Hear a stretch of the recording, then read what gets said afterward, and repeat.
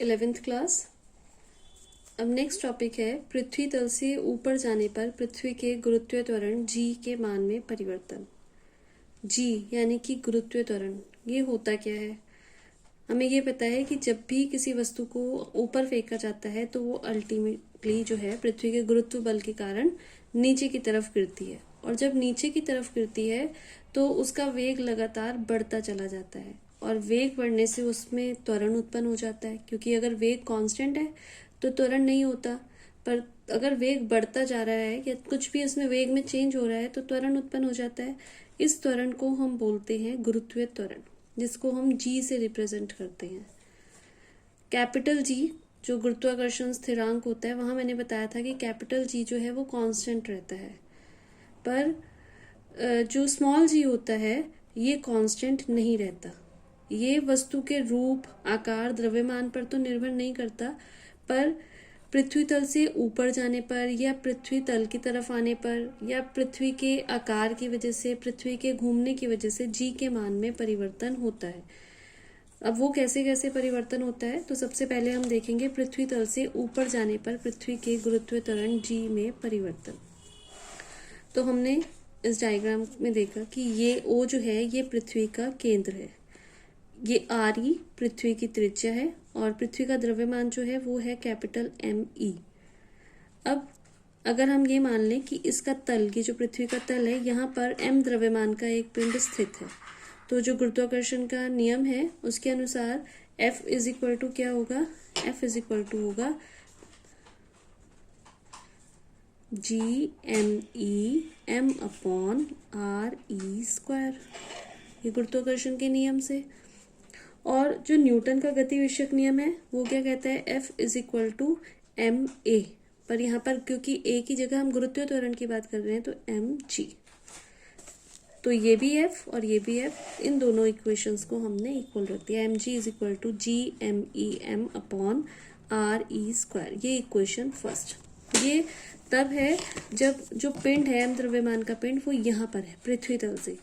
अब हम ये मानते हैं कि माना उस पिंड को पृथ्वी तल से ऊपर h ऊंचाई पर लेकर जाया जाता है, ये P पॉइंट पर लेकर गए, h ऊंचाई पर ले गए इस पिंड को। तो अब इस ऊंचाई पर हम ये मान रहे हैं कि गुरुत्वीय त्वरण का मान, यहाँ पर तो g था, पर पृथ्वी तल से ऊपर जाने पर g का मान जो है अब वो g डैश हो गया। अभी हमें ये नहीं पता कि g डैश कम है या ज्यादा है, पर हम ये मान रहे हैं कि ऊपर जाने पर g के मान में परिवर्तन हो गया, वो g से g डैश हो गया। तो अब जो नई इक्वेशन होगी एम जी की जगह G dash is equal to G M E M. ना पृथ्वी का द्रव्यमान चेंज हुआ, ना वस्तु का द्रव्यमान चेंज हुआ, पर जो ऊंचाई थी वो आर ई प्लस एच हो गई। जब पृथ्वी तल पे था पिंड तब ऊंचाई, जो दूरी थी पृथ्वी के केंद्र से, वो आर ई थी। अब जब वस्तु को ऊपर उठाया गया तो दूरी कितनी हो गई? आर ई प्लस एच, और इसका होल स्क्वायर। तो ये हो गई इक्वेशन नंबर 2। इन दोनों को डिवाइड करने पर G dash upon G is equal to R E square upon R E plus H का whole square. G M E M यहाँ पर भी था, जी एम ई एम वहां पर भी था, दोनों जगह से कैंसिल आउट हो गया। यहाँ से आर ई स्क्वायर कॉमन लें और यहाँ से आर ई स्क्वायर कॉमन लें, तो यहाँ आर ई स्क्वायर तो कट गया, अंदर यहाँ पर बचेगा 1 plus H upon R E का होल स्क्वायर। तो G dash is equal to, G यहाँ आ जाएगा G upon 1 plus H upon R E का whole square. It means G dash का मान जो है वो जी से क्या है? कम है। ये टॉपिक और पृथ्वी तल से ऊपर जाने का टॉपिक या पृथ्वी तल के अंदर आने का जो टॉपिक है, पृथ्वी तल से नीचे आने का टॉपिक, ये दोनों ही इम्पॉर्टेंट है, आपको अच्छे से ये करने हैं। तो हमने देखा कि जैसे जैसे पृथ्वी तल से ऊपर की तरफ जाते हैं गुरुत्वीय त्वरण का मान घटता जाता है। अब इसमें हम कुछ एग्जाम्पल लेके देखते हैं। माना कि हम इतनी हाइट पर जा रहे हैं जितनी पृथ्वी की त्रिज्या है, तो पृथ्वी की त्रिज्या लगभग 6400 किलोमीटर होता है। अगर हम इतनी हाइट पर ऊपर और चले जाएं तो h की जगह अगर हम आर ई रख दें तो आर ई अपॉन आर ई कट गया, 1 प्लस 1 2 और 2 का स्क्वायर, तो जी डैश बराबर हो जाएगा जी अपॉन 4। मतलब अगर हम पृथ्वी तल से 6400 किलोमीटर ऊंचाई पर जाते हैं तो गुरुत्वीय त्वरण घटकर कितना रह जाता है? 1/4 रह जाता है। इसी तरीके से जो चंद्रमा है उसकी पृथ्वी से दूरी जो है वो 60 आरी के बराबर है, पृथ्वी की त्रिज्या के 60 गुना के बराबर। तो वहां पर जो गुरुत्वीय त्वरण है वो भी क्या हो जाएगा, 1/3600 भाग रह जाता है। तो जैसे जैसे हम पृथ्वी तल से ऊपर जाएंगे वैसे वैसे गुरुत्वीय त्वरण का मान घटता जाता है। अगर h का मान त्रिज्या के सापेक्ष बहुत कम है, मतलब जो वस्तु है, जो पिंड है, वो पृथ्वी तल से थोड़ी सी हाइट पर रखा हुआ है, तो इस फॉर्मूले को हम क्या करेंगे, 1+h/r का स्क्वायर जो है ये ऊपर ले जाएंगे। तो ये बन जाएगा 1+h/r का -2, इसकी पावर माइनस में हो जाएगी, और इसका एक्सपेंशन करने पर ये -2 अंदर आ जाएगा। तो g1 - 2h/r, g dash is equal to g1 - 2h/r near about. पर ये फॉर्मूला जो है न्यूमेरिकल्स में आप तभी यूज करेंगे जब h जो है r के कंपैरिजन में बहुत कम हो, तब इस फॉर्मूले का यूज करेंगे, अदरवाइज इस फॉर्मूले का यूज करते हैं। नेक्स्ट टॉपिक है पृथ्वी तल से नीचे जाने पर पृथ्वी के गुरुत्वीय त्वरण g के मान में परिवर्तन। तो अब ये डायग्राम आप देखिए, हमने ये मान लिया कि एक पिंड है m जिसका द्रव्यमान m है और ये पृथ्वी तल से h दूरी नीचे की तरफ आया। अब ये जो O है इसको केंद्र मानकर हमने एक गोला खींच लिया। ये जो पूरी डिस्टेंस है ये तो है r, ये डिस्टेंस h, तो ये जो बीच में बची है कितनी हो गई, r - h। तो ये वाला गोला है, इसका अब द्रव्यमान कितना हो जाएगा, द्रव्यमान बराबर होता है आयतन गुणा घनत्व। तो आयतन, गोला है ये, गोले का आयतन 4/3 पाई r - h का होल क्यूब रो। तो F इज इक्वल टू जो गुरुत्वाकर्षण बल है वो कितना होता है, Gm', ये हम अंदर वाले गोले के लिए ले रहे हैं, और अपॉन r - h का होल स्क्वायर, क्योंकि अब जो दूरी है वो r - h हो गई है। m डैश का मान ये वाला रखेंगे, तो G 4/3 पाई r - h का क्यूब रो m अपॉन r - h का होल स्क्वायर। r - h के होल स्क्वायर से ये कट गया, सिर्फ एक r - h बचा, तो जो f का मान होगा वो 4/3 pi G r - h rho m। और ये किसके बराबर होगा, ये mg डैश के बराबर होगा, क्योंकि गुरुत्वीय त्वरण हम ये मान रहे हैं कि अंदर आने पर भी गुरुत्वीय त्वरण चेंज होता है। तो mg dash is equal to 4/3 pi G r - h rho m। और जो पृथ्वी तल है वहां पर जो गुरुत्वीय त्वरण होता है वो g होता है, mg 4/3 pi G r e। ये पृथ्वी तल से अंदर आने पर है, ये पृथ्वी तल पर ही है, रो m।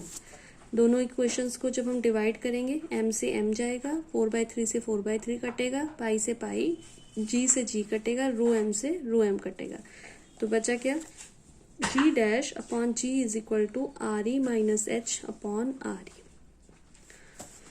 r से अगर हम r को कॉमन लेके ऊपर से काटें तो g dash is equal to g1 - h upon r e।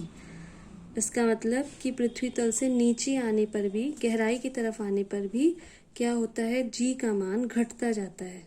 और अगर हम h को r के बराबर रखते हैं, मतलब पृथ्वी के केंद्र, अगर हाइट जो है वो पृथ्वी के केंद्र के बराबर हो जाए, तो क्या हो जाएगा, 1, यहाँ पर r अपॉन r 1 हो जाएगा, 1 - 1 0, तो g डैश जो है वो 0 हो जाएगा। इसका मतलब पृथ्वी के केंद्र पर जो गुरुत्वीय त्वरण होता है वो कितना हो जाता है, 0 हो जाता है।